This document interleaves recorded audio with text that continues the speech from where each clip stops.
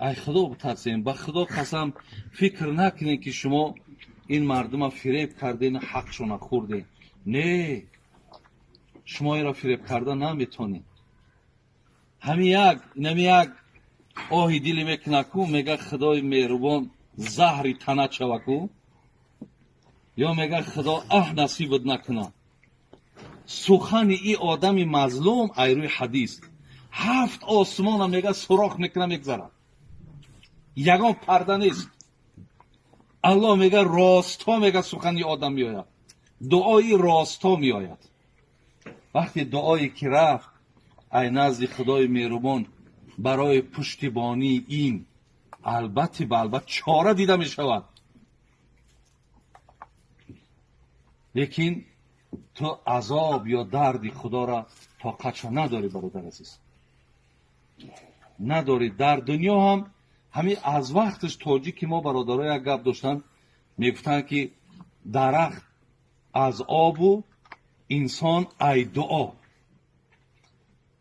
اگه وقتی از دعا سبزم که شوی با ای دعا از دعا با برادر بدبخت هم میشه. این مردمی که در اینجا میآیند یا ایروی مستی نمیان کاخی، اینجا آمدن برادرها یا ضرورت پیدا شدگی ای. اینا خیلی و خیلی مشکلات بالاشون آمد. بسیاری هم اینا را من زمانی در مسجد بودم به نام خدا بیاد دارم، صدها آدم در بلیت خریدگیم، خودم خریدم گفتم برم. قرض نه ما بگی برم. قرض قطعی میخستن می آمدن مقصد در همین جا کار کنن با قرض.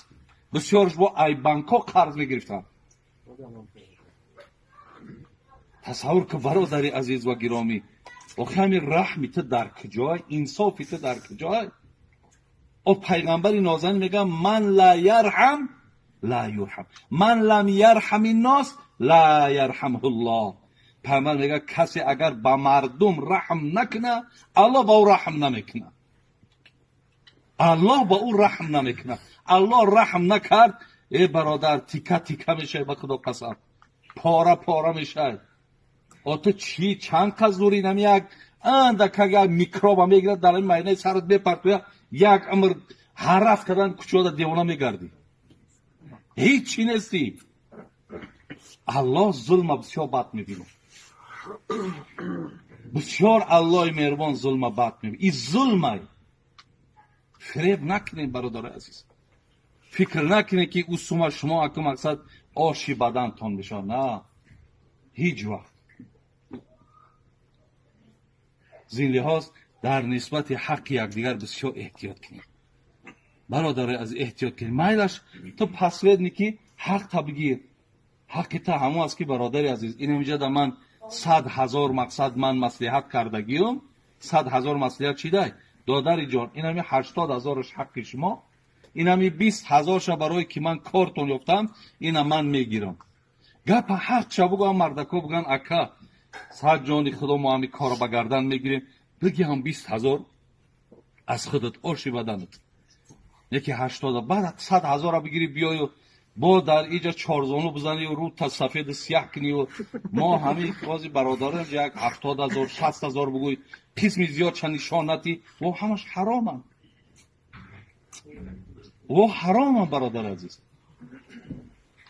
رای درستش هست. آخی خدا عرق حرام گفته، این ربی ساکای نازنینش حلال گفته. آخی خدا پرسنت حلال گفته، حرام گفته، لیکن مزاربه را حلال گفته. او همین هم رای حلال داره. حق شبگو حلال، دروغ گفتی حرام. اتو وقتی حرام میخوری قرآن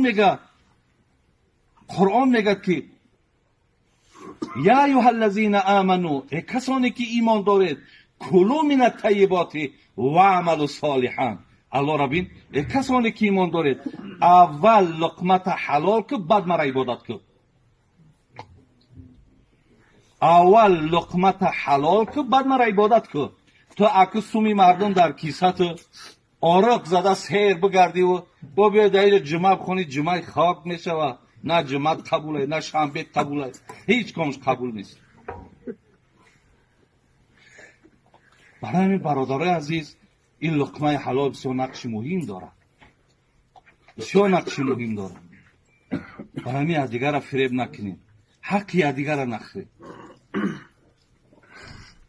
فکر میکنم حدیث دیگر نمیارم، به خدا قسم چندین حدیث ها در ذهنم دارم، لیکن یک نکته بس است اگر شعور است، ورنه چو چراغ پیش کور است. برای آدم با فهم یک اشارش بس است.